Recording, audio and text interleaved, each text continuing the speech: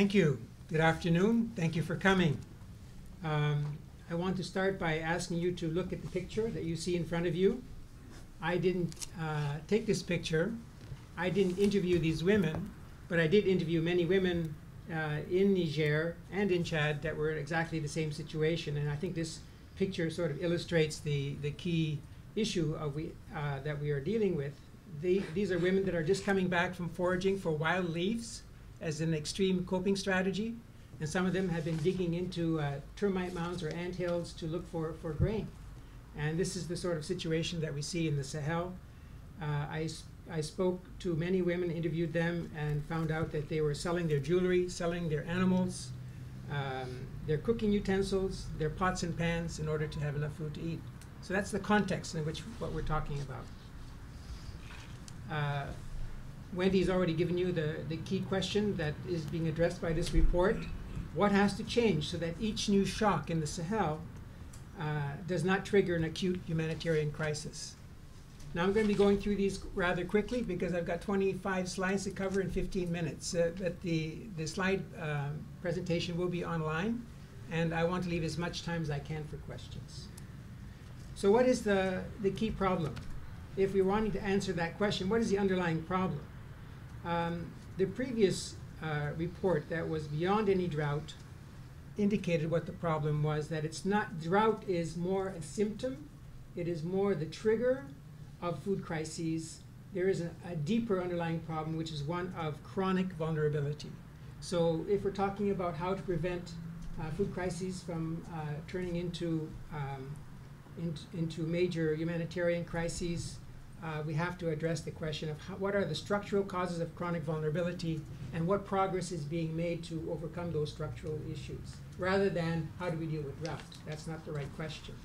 So what we see is that a humanitarian crisis in the Sahel has two dimensions. And usually we already are focused on one dimension, which is the acute dimension. And it's huge, the acute dimension. There are 10 million people that were affected by the last drought in 2009 and 10. That was triggered by the drought. But there's also a growing chronic dimension, which is more or less silent. It's growing. And this is what we really need to address if we want to help people get out of the cycle of hunger.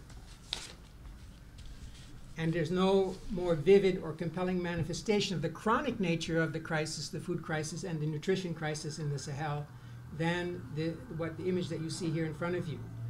The World Health Organization emergency threshold for malnutrition is 15%. This is a graphic that shows the number of nutritional surveys that were done and the level of global acute malnutrition in the Kanem, which is in Chad, from 1992 to January 2010. You can see that there's good years or bad years. There is global acute malnutrition, and ECHO has developed data as well to show that the emergency threshold of 2% for severe acute malnutrition is in almost all countries in the Sahel is over 2%. So there's an ongoing acute crisis in malnutrition that's not related to drought, but that's there and it's growing. So in light of that problem, in light of that context, what progress has been made since 2005? Because that's what this report was supposed to do, was compare to see whether there were things that had been improved since 2005. And what has been learned about how to strengthen the resilience of vulnerable groups in terms of chronic malnutrition? Well, there are positive stories which are documented in the report.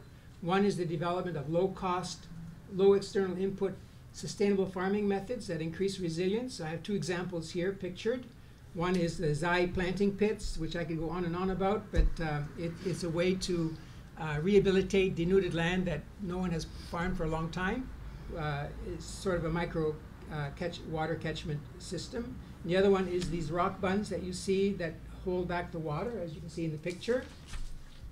But the most striking example is that of farmer-managed natural regeneration, or a simpler term is regreening in the Sahel. This is so striking, and it's farmer-led. It's not been the result of a massive government project or a UN project. This is farmers starting to find their own solutions And you can see the difference here. This is in Tawa, Niger, between 1975 and 2003. So this is a solution that's ongoing. It started before 2005, but I think is very remarkable. And this is what it looks like when you're not from space, when you're on the ground, to see the trees that generate firewood, increase crop production, improve soil fertility, generate fodder for animals, and increase income. 5 million hectares have been documented as having been regreened in this way. In Niger alone, 500,000 tons of cereals per year has been produced in addition to the normal production because of this technology.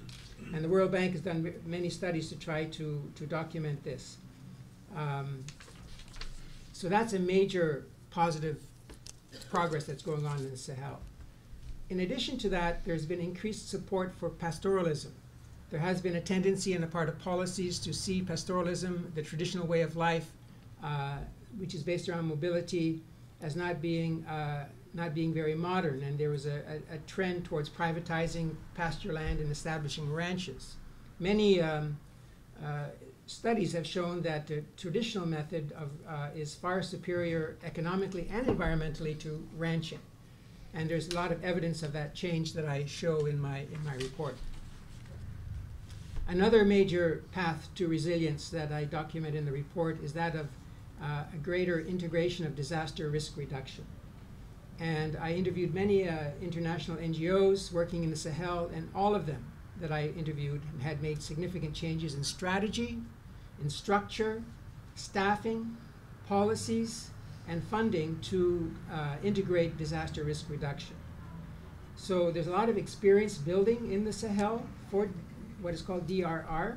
There's a lot of good practice being developed, but there are also, which I document in the report, limitations about how far DRR can go in terms of reducing vulnerability. It alone cannot solve the problem. And there's also difficulties in terms of the sustainability of the DRR methods that I talk about in the report. We have with us several people on the panel, Paul and I think Kamala, who are going to talk about cash transfers and social protection. There's growing compelling evidence that cash transfers have a lot of potential in the right conditions to protect and promote livelihoods. And I think I will just leave it at that. There's been a growing, since 2005, even exponential growth in the use of cash transfers, and I think I'll leave Paul and Kamala to talk more about that. I think it's also important to note that social protection is a key path to resilience. The reason is, and I'll talk more about this later, is that the development paradigm as it is creating, I think it's quite clear, growing inequality. The bottom 25 to 30% of the population are not benefiting. You know, we hear about growth of 5 to 6% per annum economic growth in many West African countries. To what extent are the poorest benefiting from that? They're not. And they are increasingly mired in a trap or a downward spiral of debt and of hunger. And social protection is a mechanism that can address that, because not just in terms of providing cash outlays, but in terms of a way to build assets. And I talk about how that can be done, or the experience in my report. And ECHO will talk more about this, but there is also major progress in terms of addressing how to prevent undernutrition, not just treat severe acute malnutrition, but how to prevent it. And I think I will just go on, because I think ECHO will be talking more about that. What is very interesting in the Sahel is that in the previous report, it was said that a lot of the problems are based on shallow analysis of the real problems. And increasingly, that is being overcome by 3 different methodologies. And these are being applied increasingly in the Sahel. One is the household economy assessments. 20 of these in-depth case studies have been conducted across the Sahel. And these show or provide evidence of growing inequality, the link between poverty and malnutrition, that poor households, even in rural areas, we think of them as farmers, but most of them buy their food from the market. The poorest especially buy up to 60% of their or more of their food on local markets. So that we shouldn't really be talking about food crises, we should be talking about livelihood crises. And we shouldn't be talking about the availability of food, we should be talking about access or purchasing power. And this is a whole shift that has major implications for aid policy. Two other points, and this also will be referred to, I think, by Kamala later, is the integrated food security and humanitarian phase classification. I know it sounds like a very technical name, but it's a way of identifying early warning and an early response. And this methodology is a multilateral type of initiative that is having major potential implications and is being addressed in the Sahel. And then ECHO might be talking about this as well, the SMART methodology, which makes child nutrition status and mortality rates more central to the assessments of food crises. So those are some of the positive things, progress that has been made since 2005. And I know I've gone through them rather quickly, but there really is a lot of indication of what really is required to move towards resiliency. But having said that, there are also major challenges. And what did not work so well in 2010? What were the major challenges? And what are the obstacles for resilience? First challenge, ensuring early response. Now here you see a map that was developed by FuseNet, which is an early warning system supported by US Aid, which was made in October 27, 2009, with some excerpts from what was said. There was a case being made for urgent intervention. Now, ECHO and a few other NGOs started some work already in November, December, but in fact, the crisis response in 2010 was too little, too late. It failed to protect livelihoods. It failed to protect the assets of vulnerable households. Now, if people lose all of their assets, and refer back to the first picture about the women foraging and having sold all their material possessions, how can we expect people to get out? They're going to fall deeper and deeper into hunger. So if we don't find a way to have early response, and people lose all their animals, they lose all their assets, there's no, that has to be overcome if we want to get out of the hunger cycle. So one of the major challenges is fixing early warning and rapid response. And there are a number of issues here. One is the early warning system. Even though there was early warning, it still is very imperfect and needs to be improved. And there are a number of different things to be done there. And I'll just cite one that is still based on an outdated model of prediction, because early warning should predict that there's going to be a crisis.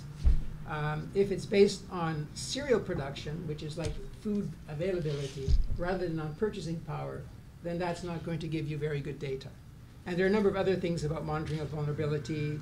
Different categories of people who are marginalized are not included, and there is insufficient need to pastoralists and to migrants. Another major challenge is just doing aid better. There's still a strong reliance on in-food food assistance. There's whole issues around targeting that I identified. There's insufficient focus on disaster relief reduction and nutrition. And there's still continued focus of, these countries all have their own poverty reduction strategies. It's based on growth. It's based on export of food or of, export agricultural products. It's a growth model. It doesn't deal with the bottom 25%, or there aren't strong strategies for that. So even though these countries are growing, the development paradigm is still a neoliberal paradigm that doesn't really address adequately the vulnerability of poorest households.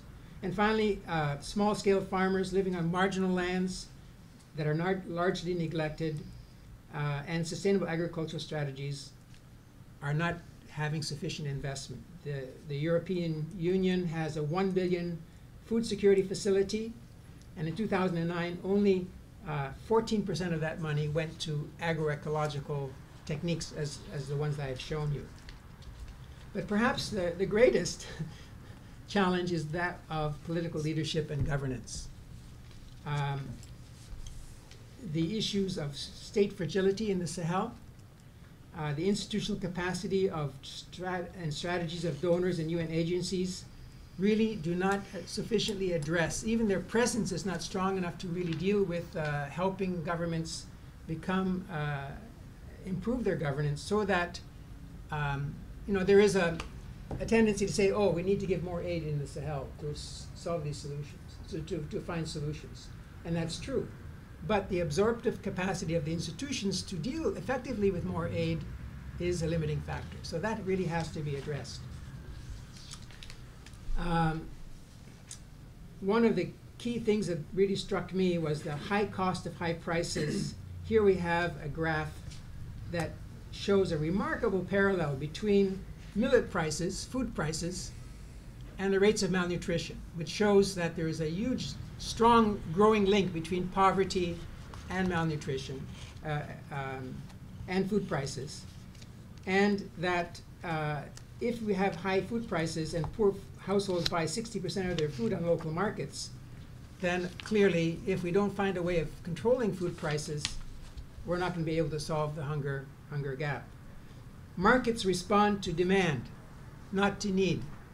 So if we rely on market solutions and prices, it's not going to solve the problem. And there's an anecdote I had when I was in Chad of there was surplus food during the difficult time in 2010 in Chad.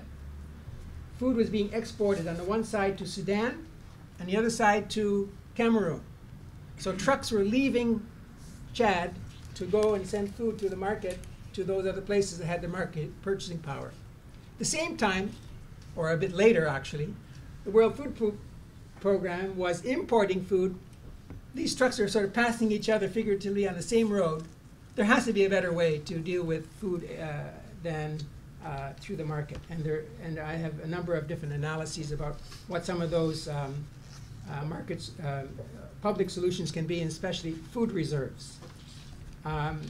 So those were some of the key challenges that I highlight in the report. What needs to change?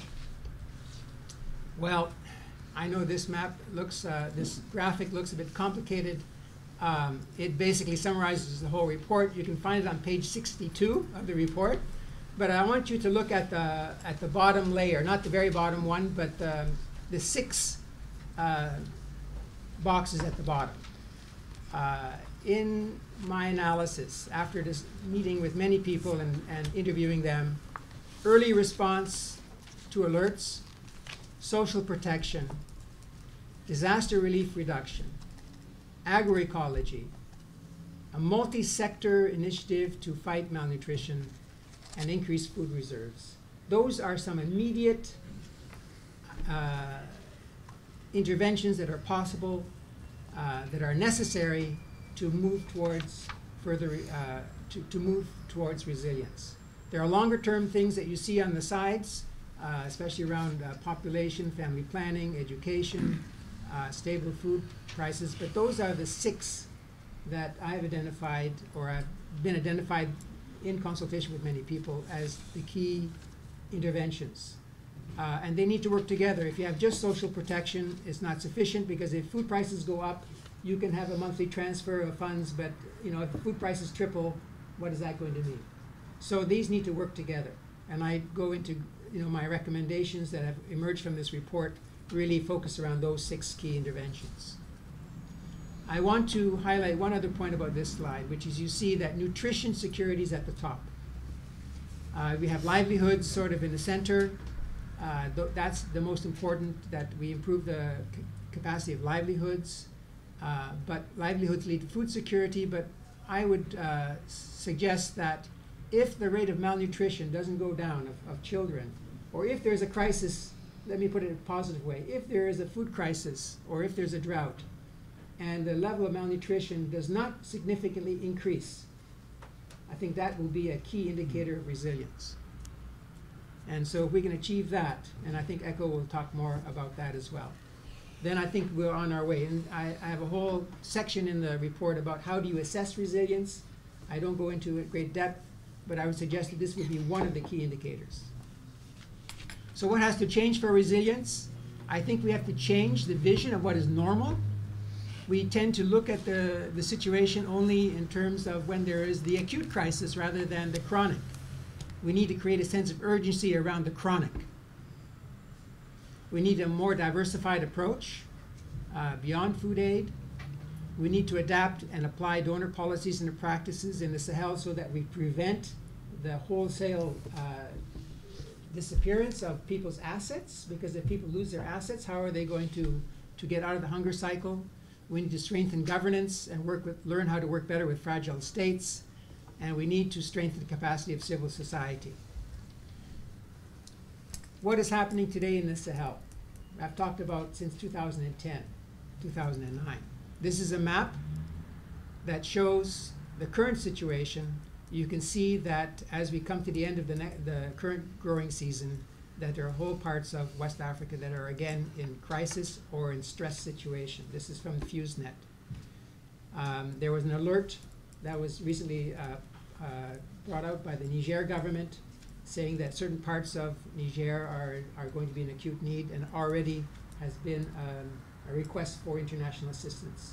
So these policies, these changes that we're talking about are still relevant.